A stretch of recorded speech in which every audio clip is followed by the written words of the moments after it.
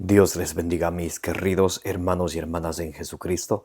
Les saluda a Carlos Pauta. Bienvenidos y bienvenidas a la reflexión y meditación del Santo Evangelio del día de hoy, domingo 2 de febrero del 2024. Gracias a cada uno de ustedes por abrir vuestros corazones para que sea allí sembrada la semilla del reino de los cielos, que es la palabra de Dios, como dice allá en San Lucas capítulo 8, versículo 11.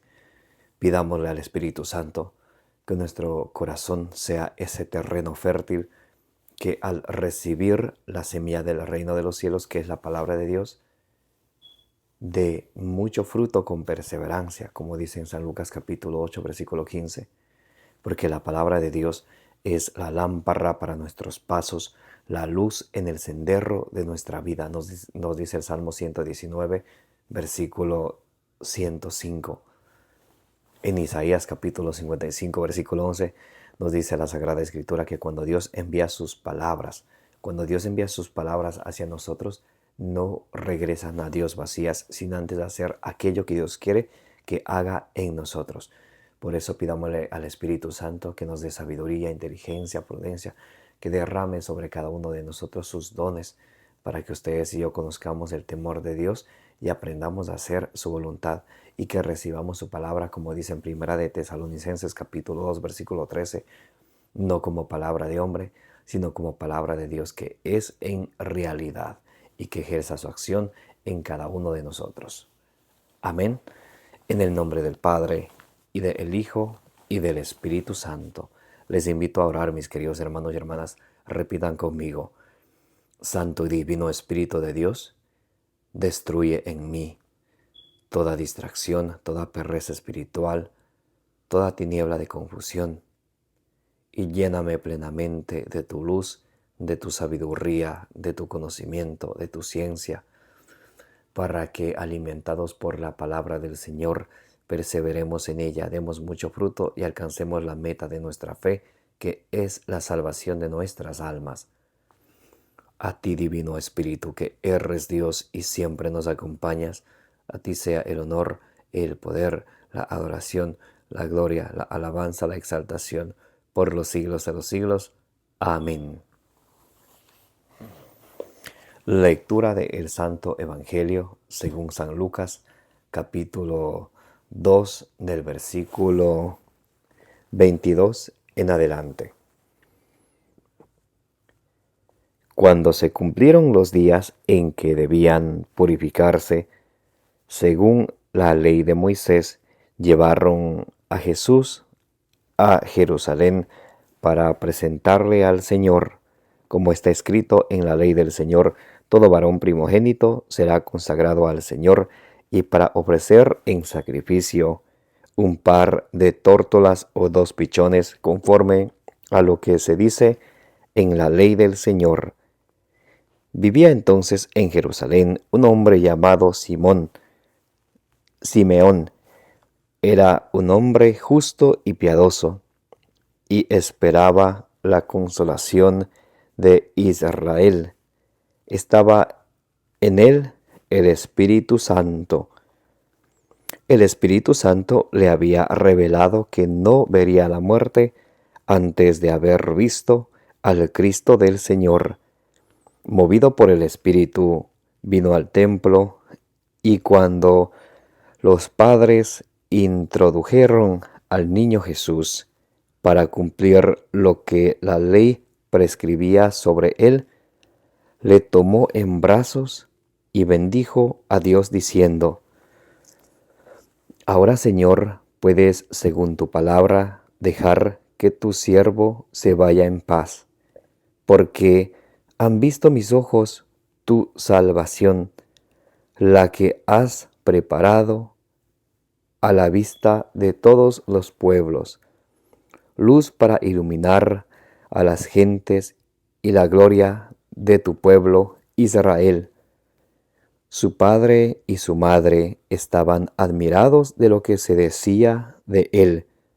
Simeón les bendijo y dijo a su madre: Este está puesto para caída y elevación de muchos en Israel, y como signo de contradicción, y a ti misma una espada te atravesará el alma, a fin de que queden al descubierto las intenciones de muchos corazones. Había también una profetisa, Ana, hija de Fanuel, de la tribu de Aser, de edad avanzada, casada en su juventud. Había vivido 7 años con su marido y luego quedó viuda hasta los 84 años. No se apartaba del templo, sirviendo a Dios noche y día en ayunos y oraciones, presentándose en aquella misma hora, alababa a Dios y hablaba del niño a todos los que esperaban la redención de Jerusalén. Así pues, cumplieron todas las cosas, así que cumplieron todas las cosas según la ley del Señor, volvieron a Galilea, a su ciudad de Nazaret. El niño crecía y se fortalecía, llenándose de sabiduría, y la gracia de Dios estaba sobre él. Palabra del Señor, gloria a ti, Señor Jesús. Mis queridos hermanos y hermanas en Jesucristo, bienvenidos, gracias por estar aquí. Les invito a que le den suscribir, denle me gusta, denle compartir, para que de esa manera la palabra de Dios, que es la semilla del reino de los cielos, llegue a más personas. Hoy estamos leyendo y meditando el Santo Evangelio según San Lucas capítulo 2 del versículo 22 al 40. Hoy la iglesia celebra la solemnidad de la presentación de Jesús en el templo. En el versículo 22, Lucas capítulo 2, versículo 22, cuando se cumplieron los días en que debían purificarse, según la ley de Moisés, llevaron a Jesús a Jerusalén para presentarle al Señor, como está escrito en la ley del Señor. Entonces aquí ellos están cumpliendo la ley de Moisés, que la ley del Señor, que estaba escrito en Levítico capítulo 12 del versículo 2 al 4, que debían de llevarle al templo al niño a los 8 días de nacido para que sea circuncidado. Dice, como está escrito en la ley del Señor, todo varón primogénito será consagrado al Señor, y para ofrecer en sacrificio un par de tórtolas o 2 pichones, conforme a lo que se dice en la ley del Señor. Entonces, muy importantísimo aquí. Aquí vemos cómo ellos llevan al niño Jesús a los 8 días de nacido. Y de hecho, esto estaba ya establecido por Dios en el Antiguo Testamento. Recordemos que Jesús vivió en el Antiguo Testamento. Por eso es que Jesús cumple con la ley del Antiguo Testamento, con la ley de Moisés, porque Jesús vivió en el Antiguo Testamento. Cuando empieza el Nuevo Testamento, desde la muerte y la pasión, muerte y resurrección de nuestro Señor Jesucristo. El Señor le había dado a Abraham unas indicaciones claras y precisas acerca de la circuncisión. Esa era la alianza que Dios hizo con Abraham y su descendencia, para que a través de la circuncisión formen parte del pueblo de Dios.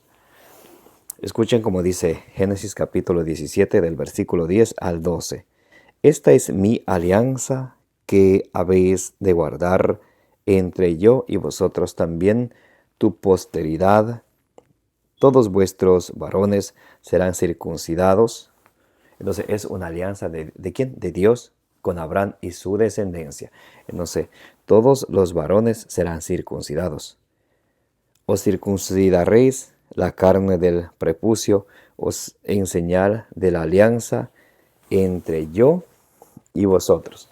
Había que cortar la circuncisión, se trata que había que cortar una parte,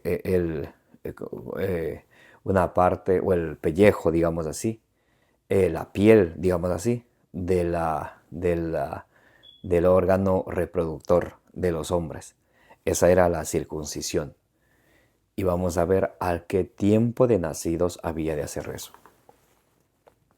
A los 8 días será circuncidado entre vosotros todo varón. ¿A qué tiempo? A los 8 días de nacido. Por eso Abraham, por ejemplo, en Génesis 21:4, él cumple con ese mandato del Señor y circuncida a su hijo Isaac a los 8 días de nacido. Ahora, obviamente, Isaac era bebé y no sabía lo que estaba pasando. Sin embargo, era un mandato del Señor y había que cumplírselo. Y luego Abraham lo explica. De hecho, Dios en la Sagrada Escritura nos muestra cómo Dios manda hacer algo con los bebés que no se dan cuenta y que luego sus papás lo van a explicar. Éxodo capítulo 13, del versículo 13 al 14. Dice, lo rescatarás a los asnos y también rescatarás a todo varón. Y mañana cuando te pregunte le dirás con mano fuerte, el Señor nos sacó de Egipto. Entonces el Señor da una orden a los papás que hagan algo con sus hijos, aunque no se den cuenta. Y ya luego mañana cuando crezcan, cuando tengan la capacidad de entender, se lo explica. También en Deuteronomio capítulo 6, versículo 20. Dice Dios que se haga algo con los niños, aunque no entiendan. Y luego se lo explica. Entonces, esto corresponde al bautismo para nosotros en el Nuevo Testamento, pero le estoy explicando que cuando se circuncidaba, se pertenecía al pueblo de Dios. Y había que circuncidar a todos, a grandes, la alianza era con Abraham, a grandes y pequeños. Unos que eran grandes se circuncidaron de grandes, los que eran pequeños y los que iban naciendo se circuncidaban a los 8 días. Entonces, con esta breve explicación, entonces aquí ¿qué es lo que sucede en el Evangelio de hoy? Se está cumpliendo con la ley que estaba escrita por Moisés, con la ley del Señor que Él estableció entre su pueblo y Él. Y estas leyes del Antiguo Testamento eran entre el Señor y las tribus de Israel, Malaquías 3:22. El Antiguo Testamento, todos los preceptos del Antiguo Testamento eran exclusivamente para las tribus de Israel. Ahora, para nosotros, el Antiguo Testamento no aplica, pero sí el Nuevo Testamento. ¿Por qué es importante este día que se celebra la presentación de Jesús en el templo? Qué bonito, ¿eh? La presentación de Jesús en el templo. De hecho, la presentación de Jesús en el templo es un misterio. Es el cuarto misterio gozoso, la presentación de Jesús en el templo. Y se dan cuenta que está en Lucas capítulo 2 del versículo 22 al 24. El Santo Rosario y todos los misterios, tanto gozosos, dolorosos, gloriosos, luminosos, todos están en la Biblia, tienen como fundamento bíblico cada misterio. Por eso cuando recemos de Rosario, recemos con mucha fe, con mucha devoción, con mucha esperanza en el Señor. Bien, entonces a los 8 días había que circuncidarse y de esa manera se pasaba a pertenecer al nuevo pueblo de Dios. Ahora, para nosotros que somos el nuevo pueblo de Dios, si siendo que en el Antiguo Testamento había que circuncidarse para pertenecer al antiguo pueblo de Dios, para nosotros el nuevo pueblo de Dios ya no es la circuncisión, sino es algo diferente. Dice Colosenses capítulo 2, versículo 11. En él también fuisteis circuncidados, no con circuncisión quirúrgica.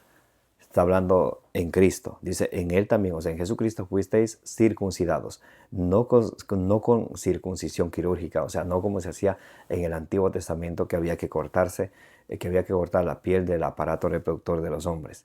No, no así, no con circuncisión quirúrgica, sino mediante el despojo del cuerpo carnal por la circuncisión en Cristo. Entonces, en el Antiguo Testamento había la circuncisión quirúrgica, que había que cortar la piel del aparato reproductor del hombre. Eso era la circuncisión en el Antiguo Testamento. Ahora para nosotros hay una circuncisión que ya no es así, que ya no es quirúrgica, sino es una circuncisión en Cristo. ¿Y de qué se trata? Colosenses capítulo 2, versículo 12. Sepultados con el bautismo, en él también habéis resucitado por la fe en la fuerza de Dios que lo resucitó de entre los muertos. Entonces, ¿cuál es la circuncisión en Cristo? Escuchen Colosenses 2:12, sepultados con él en el bautismo. Entonces, el bautismo es la circuncisión para nosotros en el Nuevo Testamento. ¿Y cuándo había que hacer la circuncisión en el Antiguo Testamento? A los 8 días de nacido. Ahora, la iglesia manda en el concilio creo que es el concilio de Cartago, por ahí en el año 452 después de Jesucristo, manda que se bautice a los niños lo antes posible después de nacido, lo antes posible. ¿Y cómo hay que bautizar? Con la fórmula trinitaria. Mateo 28:19. Vayan y hagan que todos los pueblos sean mis discípulos. Bautícenles en el nombre del Padre y del Hijo y del Espíritu Santo y enséñenles a cumplir lo que yo os he encomendado. Entonces, ¿qué dice Jesús? Que primero les bautice, que los haga discípulos del Señor. ¿Y cómo se van a hacer discípulos del Señor? Bautizándoles en el nombre del Padre y del Hijo y del Espíritu Santo y después enseñándoles. ¿Recuerdan lo que decía Éxodo 13, versículo 13 y 14, Deuteronomio 6, versículo 20, que al niño se le hace, cuando está pequeño, se le hace lo que Dios manda y luego se le explica, se le enseña. Por eso dice Jesús, bautícenle y enséñenle a cumplir lo que yo os he encomendado. Por eso es importante el sacramento. De hecho, es el primer sacramento de nuestra Santa Madre Iglesia. ¿El sacramento de qué? Del bautismo. ¿Qué es un sacramento? Un sacramento es un signo sensible de la gracia de Dios instituido por Jesucristo para la santificación y salvación de nuestras almas. El bautismo en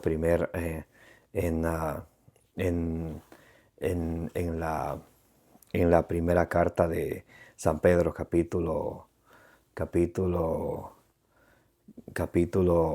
3, versículo 21, nos dice que el bautismo nos salva.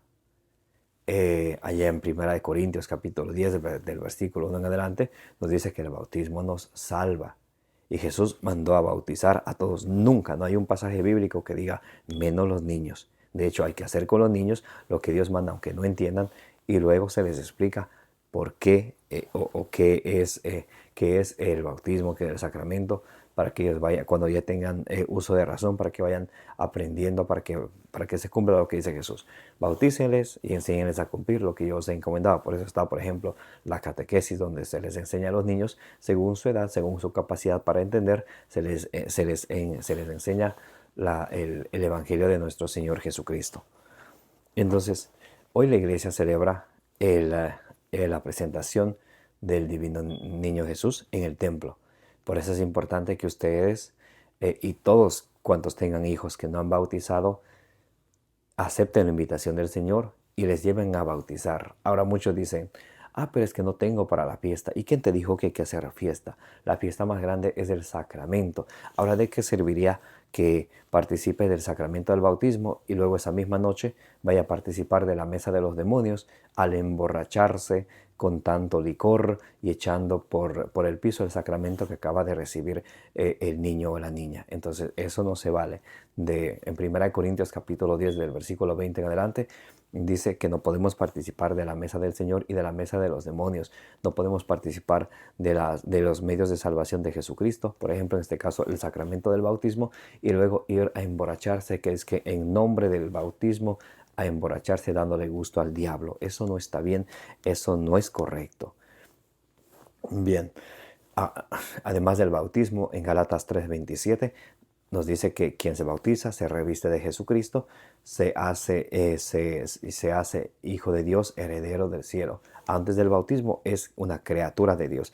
Luego del bautismo, hijo e hija de Dios. En 1 Corintios capítulo 12, versículo 13, dice que con el bautismo se hace miembro de la iglesia de Jesucristo. Recuerden, Jesucristo es la cabeza y la iglesia es el cuerpo de Jesucristo. Y quien se bautice se hace un miembro más de la iglesia de Jesucristo, quien se bautiza se hace parte del cuerpo de Jesucristo, un miembro del cuerpo de Cristo, que es la iglesia de la cual Cristo es la cabeza, como dice Colosenses 1:18. Entonces, allí en Hechos capítulo 2, del versículo 38 al 39, dice que se bauticen para el perdón de los pecados. Y muchos pueden pensar, pero el bebé no tiene pecado. Les tengo una noticia, Salmo 51:7, dice, pecador me concibió mi madre. O sea, el pecado original que cometió Adán arrastra a toda la humanidad, porque es el pecado que viene desde el origen. Romanos capítulo 5, versículo del 12 al 19, dice que por un hombre entró el pecado y todos hicieron pecadores. Y luego por otro hombre entró la salvación para todos. Por ese hombre por quien entró el pecado y todos fueron constituidos pecadores es Adán. Entonces, por eso se llama el pecado original. El Salmo 51, versículo 7 dice, pecador soy desde el seno de mi madre.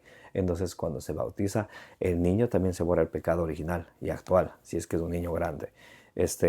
Y también se recibe el don del Espíritu Santo. ¡Qué belleza! ¡Qué regalo! Entonces,